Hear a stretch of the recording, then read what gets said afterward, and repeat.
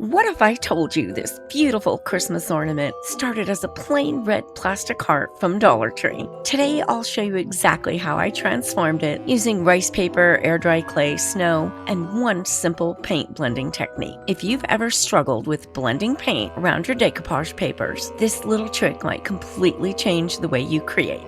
Hello, my crafty friends. I'm Donna from Mason Creations, etc. And welcome to my channel. If you're ready, my friends, let's make a mess.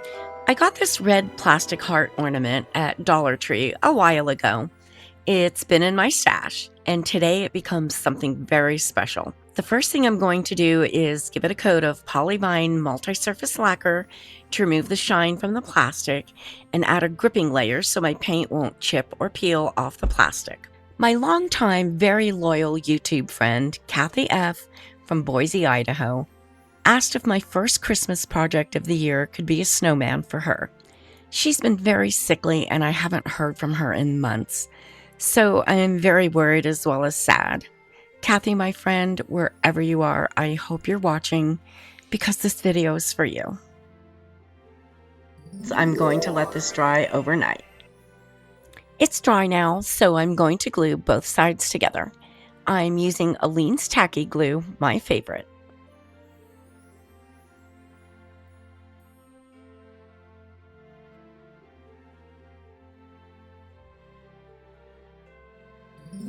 And I'll let this dry for a couple hours. I'm using Dixie Belle Chalk Mineral Paint in the color Cotton to give the ornament a white base color. I gave it 2 coats because the red was such a prominent color. Where are you all watching from, my crafty friends? Let me know in the comments. I just love to see what cities and countries all my friends are watching from. I'm filming from sunny Las Vegas, Nevada in the United States. And then I'll let that dry for about an hour. I'm choosing the snowman with the red hat for this project. I'm using a water brush to remove it from the sheet. A water brush has a cartridge that you fill with water and then brush it on the napkin or rice paper. The water dispenses easily, so this is really convenient. You always want to tear your rice paper or napkin instead of cutting it. A torn edge is much easier to blend than a sharp cut edge. I tore off some of the white background and now I'm going to make some little slits around the image about 1/2 inch long. This will allow the paper to lay flat over the curved ornament.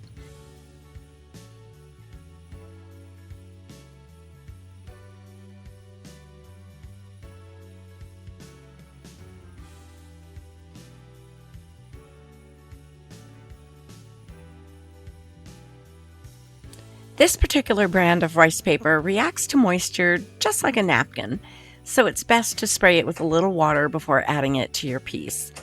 I misted it and then wiped off the excess with a paper towel. I'm using Polyvine Heavy Duty Varnish as my decoupage glue. It's my personal favorite. You'll see as I press the paper down with my brush, all the little areas where I tore the paper are overlapping so it doesn't create any wrinkles. Make sure you always paint white or a very light off-white wherever you're going to decoupage rice paper or a napkin. White allows the colors of your images to look more vibrant. Dark colors will make your images look dark and muddy.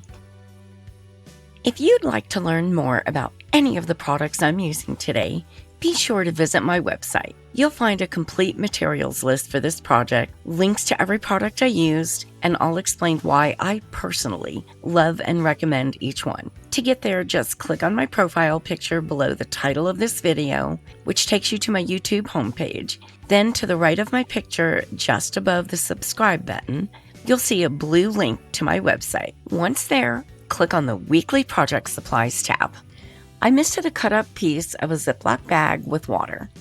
I laid it on top of my snowman and used a folded-up paper towel to smooth out any would-be wrinkles or bubbles.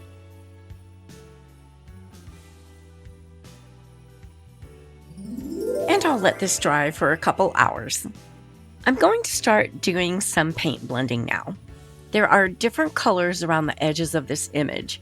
I'll be matching up with each color, then blending the colors together. Sounds interesting, right? I'm using Pentart paints in white coffee, hazelnut, and country blue, as well as a light turquoise. I sprayed some water on the paints to make them easier to blend. I started where there was turquoise on the picture, and I'm blending my turquoise paint right over it and outward into the white area of the ornament. I'm not painting strokes, I'm dabbing the paint on. Then I misted a makeup sponge and blotted it on the paint to blur it into the picture and ornament. Then I mixed a little of the white coffee and hazelnut on my brush and dabbed that on the paper and going out onto the ornament. I'm also blending it in with the turquoise. I just keep blending these colors back and forth until I'm happy with the way they look. The end result will be a beige turquoise greenish mottled look. I'm using the country blue at the bottom near the presents. It matches the color there perfectly. I'm blending that color into the turquoise. Where the turquoise and the golden tan met, it turned sort of a greenish color, which matched perfect with the paper.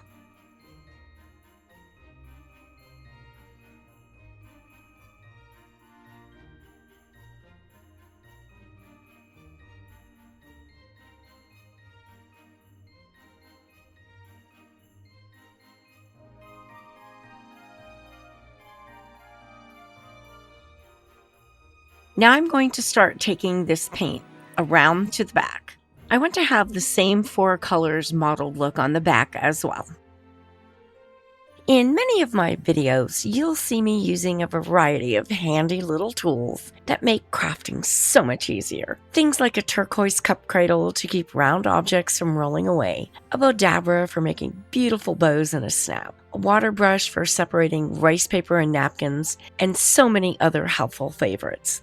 If you're interested in checking out any of these items, you can find them listed on my website in my favorite supplies section under craft tools. I'm using some dark brown paint and a nail art brush to paint some twigs along the side. Nail art brushes are great for adding really tiny features.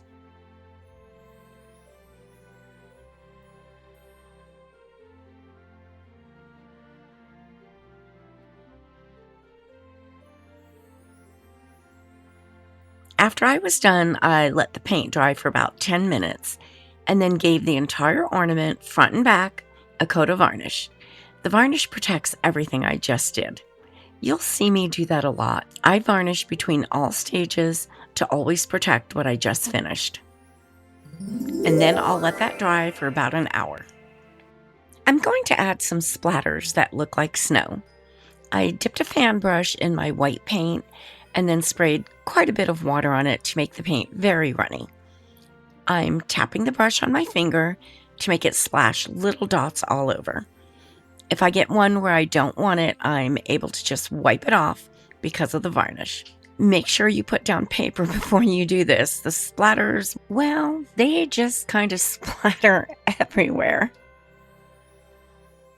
I'm using my favorite, Doss clay, to make some embellishments for this project. Doss clay is so easy to work with, dries quickly, and has very little shrinkage or cracking when dry.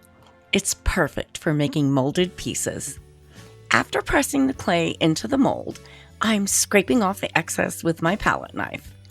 Then I'll smooth out the clay with some water. I'll put it in the freezer for 20 minutes, or a little longer if the clay is thick. Freezing the clay makes it rigid, so it just pops out of the mold easily. No fragile pieces will break off.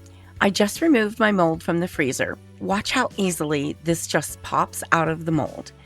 It's frozen solid, so I'll need to let it thaw for a few minutes, but not in the mold. Make sure you remove the clay from the mold right away as soon as you take it out of the freezer.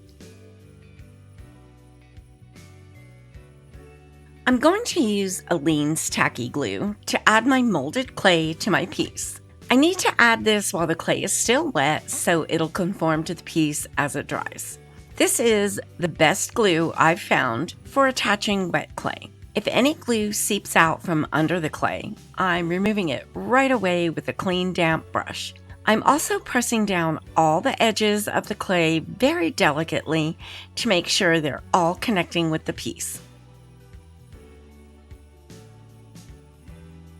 Wait until you see the beautiful golden glow I'm going to give this ornament in a little bit, and a gorgeous pearly glow to the wings.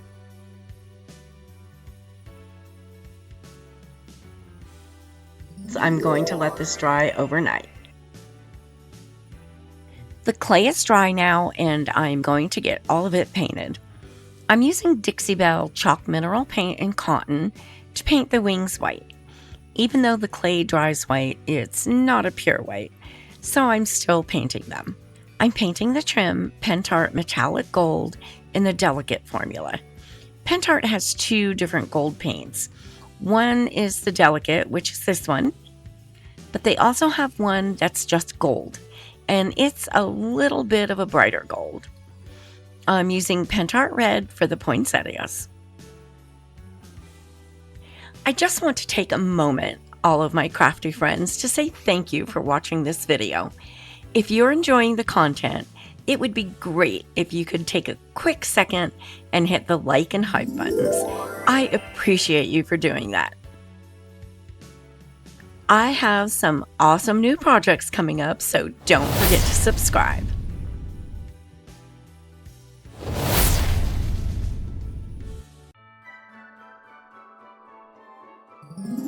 And then I let this dry for about 30 minutes. The paint's dry, and I'm giving the entire ornament, front and back, a coat of varnish. When I'm doing front and back, I always do one side, let it dry, and then do the other side. I'm going to be doing an antiquing technique and need a shiny surface for that to work properly. I'm going to add a little depth and dimension by doing an antiquing technique. I'm using Folk Art Antiquing Medium in the color Wooden Bucket Brown. I put a few drops in a little paper cup and added some water. I prefer my antique mediums somewhat runny. I'm brushing my antique on the piece, going over and around all the embellishments. I'm doing this in sections and wiping the antique off with a soft dry cloth right away before it can dry. Because of the gloss finish, it will wipe off the surface and stay in all the cracks and crevices, showing the details of the mold. Antiquing gives your embellishments some depth and dimension, making everything look 3D instead of flat. What a difference it makes. Everything just comes to life now.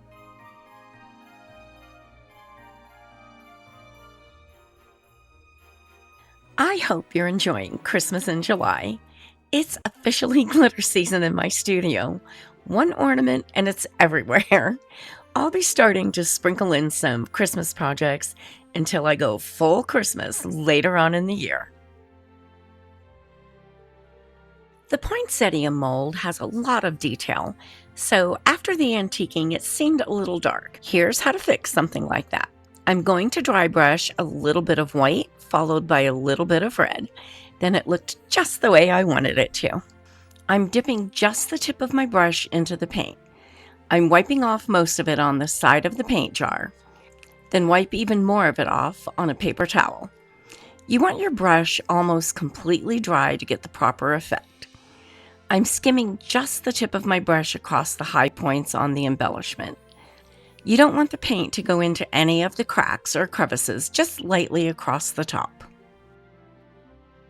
The white lightened it up a little bit, and the red brought back some of the color. But you can still see all the depth from the antiquing because I made sure not to get any of the white or red into any of the crevices. I added little gold dots to the centers of all the poinsettias. Then I gave the entire ornament a final coat of varnish to protect all the antiquing I just did. And then I'll let that dry for about an hour.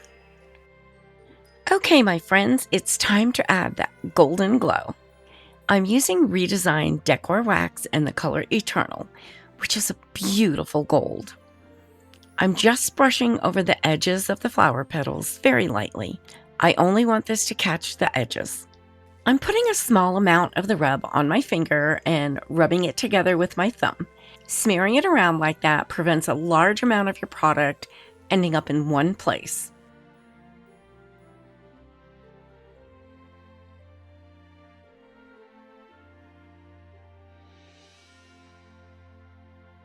I'm going to add Finnabair metallic wax rub in the color White Pearl to just the wings. This is going to make those wings shimmer like a gorgeous pearl. You won't have to seal this again after adding the wax. Since it's a wax, it doesn't require sealing.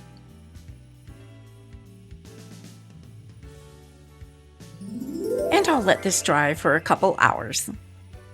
I'm going to add some bronze ball chain where the clay trim meets the heart. I love doing this on my projects. It hides any spaces where the clay didn't quite connect with the heart, and it looks pretty too.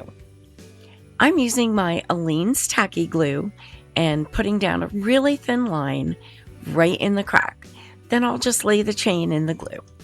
I did one side and let it dry for about 30 minutes, then flipped it over and glued the chain to the other side.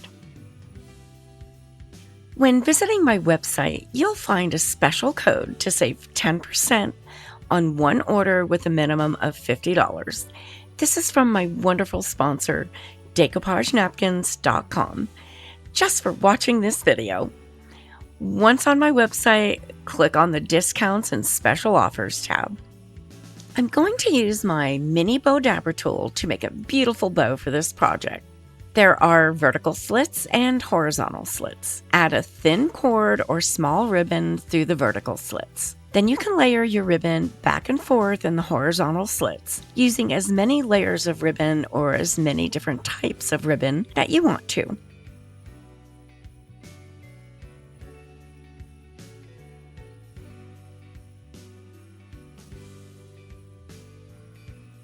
After you have all your layers of ribbon, pull up the two ends of your small cord in the vertical slits and tie them together. You can then safely lift up your newly made bow. I bring the cord around to the back and tie it in a knot. Now you can add an embellishment to the center of the bow or another tiny bow. I just love this little tool. I used the gold cord to add a hanger through the loop at the top.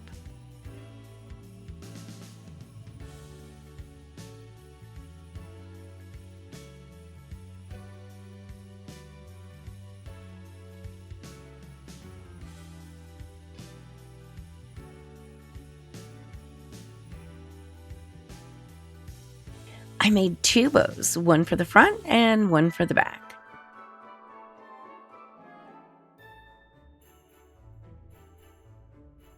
I have some beautiful leaves with crystals on them, but they're too big, so I'm going to cut them to the right size. Then glued one to the front just under the bow and one to the back under the bow as well.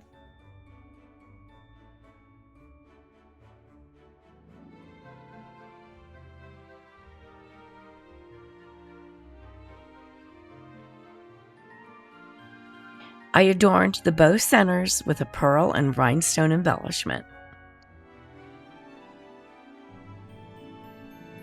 I'm using Aleene's True Snow to add a little snow to this ornament. I love this stuff. It looks like real snow. I used a palette knife to apply it and then sprinkled some glitter maker on the snow while it's still wet. Glitter maker is made to add to varnishes and paints, but I love it because it's really fine, almost like powder, and can be used just like you would use glitter.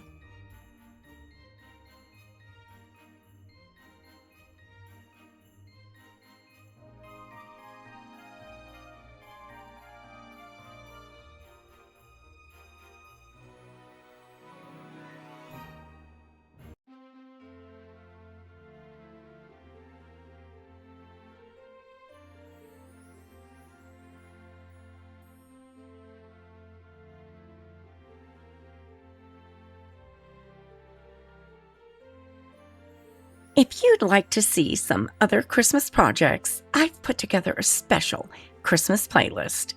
Click the picture on the right to be taken directly to that playlist.